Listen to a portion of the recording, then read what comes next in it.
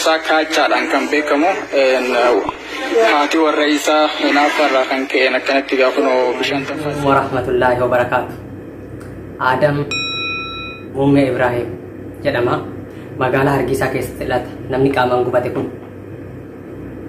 Waan isaan irraa isinii hima waan isarra ga'eerra. Maqaan isaa Qoosaa Kaachaa jedhama. Oromoo Harargeeti. Kan inni jiraatu Hargeysaa magaalaa Sumaalilaand keessa jiraata. Gurbaan kun maatii qaba akkuma nama kamiittu. Bultii ijaaratee fuudhee jiraata. Ijoollees ni qaba. Haa ta'u garuu inaaffaan gariin jaalala jedha namni. Inaaffaan jaalalaa jedhu. Garuu inaaffaan bira darbes jaalalan fakkaatu. Musiibaadha malee. Garuu waan akkasiirraa rabbi nama habaasu. Waan adda isinii himurraa shamarran baay'een waa barattu ta'a. Yookiin hin sirroomtu ta'a. Gurbaan kun ilma dhiiraati. Haa ta'u garuu jaartii ofii akka nama kamuu erga fuudhee ilmaan irraa horee jaalatanii wal fuudhanii ilmaan walirraa dhalanii waliin jiraatanii nama yeroo dheeraa wajji jiraatu jechuudha. Mana kireeffatanii keessa galanii Kaachaan maqaan isaa Qoosaa Kaachaadha. Kaachaan beekna. Informeeshiniin akka dhageetti illee Kaachaadhaan beeka. Kaachaan akka nama kamiyyuu olii gad fiigee asii achi hojjetee masoofa jaartii kennee jimaa bitatee mana gala. Kaachaan intala ollaa takkatu jira isii shamaree dhiyoo biyyarraa dhuftee dumbushbu shamaree iddoo isiitii ollaa isii jiraatti. Haati mana jaalala Kaachaaf qabdurraa shamarri bareedduun akka ollaa sanitti mana kireeffattu hin barbaaddu. Sababbiin jaarsa foonarraa fudhatan ka jedhu shakkii yookiin inaaffaa uumamaan keessatti uumamu waan ta'eef. Haa ta'u intaloon tun nama karaa biyya Suudii kana deemuuf yookiin fira bira dhuftee turuuf adaadaa bira Hargeysaa dhufti. Intalli biyyarraa kaatee ollaa isaanii dhufte tun ni bareeddi. Haa ta'u malee oromummaan walitti dhiyeessa malee firummaa yookiin waan tokkoon qaban. Kaachaan galgala jimaa yoo bitatu ollaa sanitti barcaa yookiin qama'uu eegale. Haati manaas shakkiin uumuu eegalte. Shakkiidhaan gungumuu yookiin gururuu gaafii Kaachaaf dhiyeessuu yaadi gooti. Yeroo kana Kaachaan ati iyyitee nartu yookiin inaaftee nartu. Hin beetanii mire namni yeroo dheeraa waliin ture kun afaan walillee namni hin jira. Marti nu jaarataaf jaartiin baay'een jecha gaarii walii deebisan jenneen amanna. Kaachaan itti daddarbamee sirratti fuudhaayyuu maal fidda jedhaatiin fofoggora.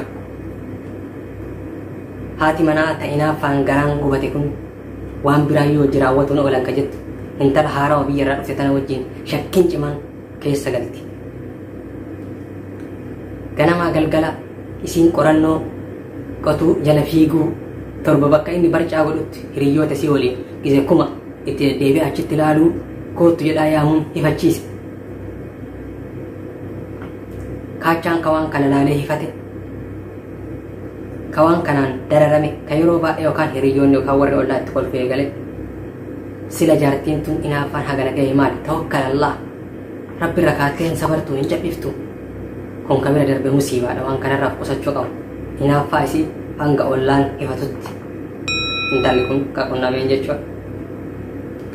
Garuu isiirra kaa'uu badii kana mara isitti murteessuu osoo hin ta'in Kaachaanis waatu jiraa jennee shakkina amma. Kaachaanis hojjattiisa wajjiin akka jaalalli irraa qabee isii haarawaa biyyaa dhufte sanirraa yeroo baay'ee amala hin qabne duraan jimaa ofii fudhatee wayita galuu mana ofii taa'ee qamaa amala hin qabne eegalee intala ollaa san ta'adaadaa bira dhufte isii haarawaa satakkaa mana san seeneen beeyne achitti qama'uu baay'ifnaan isiin shakkii keessa seente haati warraa. Kaachaanis rakkoo guddaa akka qabu mul'isa. Garuu isiinis inaaffaan hagana ga'e kun isiif jaalala ta'uu barbaada yookaan amala jaarsa ofii beeti ta'a. Baay'ee tokko dararamti baay'ee tokko cinqamti. Haati manaa isaa adaadaa mucattiisaniin wal lola waan qabaniif yeroo baay'ee mana sanitti akka hin deddeebine wal akeekkachiisanii jiran adda waranii jiran. Kaachaan kiyyaa guyyaa 5 ol mana sanitti deddeebi'ee qama'uu eegala. Kaachaan kiyyallee akka informeeshinii nu ga'etti mucattiisan akka baafatee wajjiin hariiroo qabanii fi jaalala keessa wajjiin seenee haadha manaa tana gara biyyaa deebisee isii fudhatee gara Saudi Arabiyaa akka leencabsee baaraan gara nas seenuuf akka barbaadu karoora akkana akka karoorfatan isii ilmoo irraa qabu san maatii waliin biyyatti deebisee isii qabatee gara Suudii dhufuu akka barbaadu odeeffannoo akkasii haati manaa gurratti calawu jedhaan. Wayita haati manaa odeeffannoo kana dhageettu haati manaa isaa kan duraanii Kaachaa hubachuu eegalte. Kaachaan akkuma asirratti ilaaltan kana wanni kun kan irra gaheen waan akkanaatiin jechuudha. Kaachaan hojii akkanaa kana karaawwate ol lama ta'eeti manni isaa osoo cinaa kana jiru manuma ollaa isaatti waan akkanaa kana uume. Haati manaas ka waan hamaa kana argitu garaan obsuu dadhabe mala dhayatte. Kaachaan erga hojjettiisan hariiroo fi adda kutuu baatee reeshinii uumanii wajji jireenya eegalee waliin bulee fuudhee yookaan baduuniif dubbii kana kakaroorfatanii qama'anii murteessan.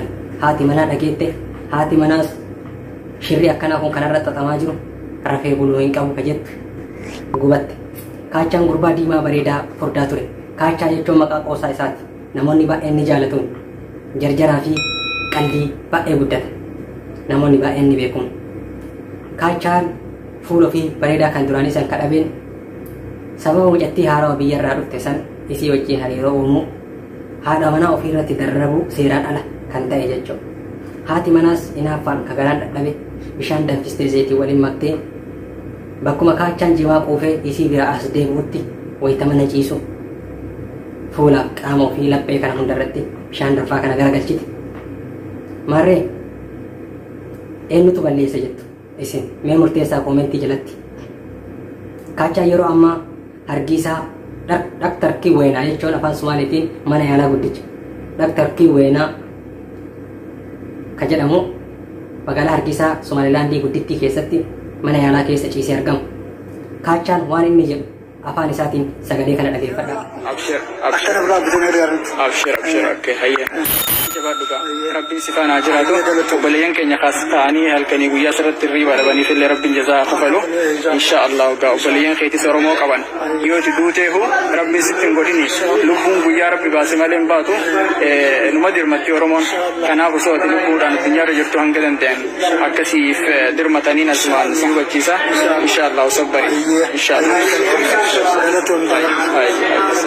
Akkuma sagalee kana dhageeffatan Kaachaan yeroo ammaa akkanatti bo'uutti jira. Kaachaan badii ofiitti ni gaabbaa laata garuu miidhamuu isaatti ni gaddina. Miidhamuu isaatti baay'ee tokko gaddina. Haa ta'u malee hojiin akkanaa kun darbee darbee nama mudata. Yaa ilmaan Oromoo mee yaada mataa keessanii koomentii jalatti barreessaa. Ilmi namaa karaa seera qabeessaatiin qabeenyi isaa yoo gahaa ta'e shari'aan akka fuudhu ni eeyyamti. Garuu yoo haqa jara lamaanii guutuu danda'e ulaagaa kanaan cabsee haadha manaa ofii irratti jaartii biraa wajjin riileeshinii uumuun rakkoo guddaa akka irra geessu ifa ta'a. Kaachaarraa barachuu dandeenya. Eenyutu badii qaba jettanii murteessitu? Ani kana warra koomentiitiif dhiisa. Koomentii keessan akka dubbisee mataa mataan isinii deebisu abdiin qabu. Kaachaa rabbi haa fayyisu. Maatii isaa bultii isaa osoo hin diigamin. Yeroo ammaa Kaachaan ijoolleen kiyya badhetti faca'anii jirudha. Haati manaas jaalala isaa qabdurraa hinaaffaa irraa akka kaatee waan kana raawwachuu dandeetti. Garuu isinis to'achuu qabdu. Sadarkaa kana geessiti qabdu. Bishaan danfaa itti dhayitti jennee hin ajajnu yookiin hin eeyyamnu kan isiisis fudhatama qaba hin jennu. Garuu rakkoon jidduu kanatti uumame badiin Kaachaa ta'ullee haati manaas kana manguddoon jettee hiikuu akka qabdu bishaan danfistee lammii Oromoo tokko irratti naquun ni ulfaata. Sabaanis waan tokko ta'anis biyyaanis waan tokko ta'anii wanni akkanaa akka raawwattu isinis badii guddaa hojjette jedha. Kana hanga'uu murteessuu hin danda'u.